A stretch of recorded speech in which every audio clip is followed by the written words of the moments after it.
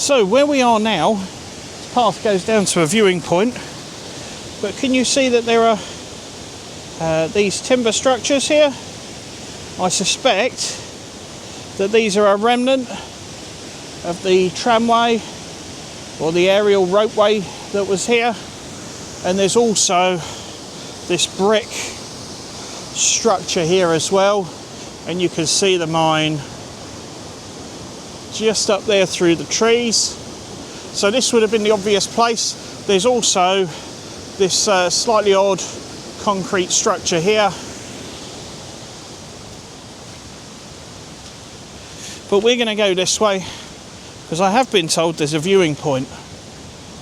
I'm fairly sure this path is a dead end on account that this is the same river valley that we came up earlier with the other,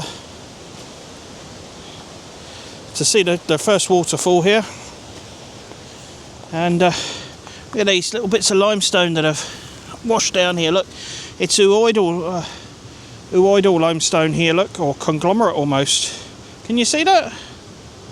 Not sure if that's coming out. How close do I have to be to focus on this? Come on. There we go. Well, maybe I'll take a couple of these back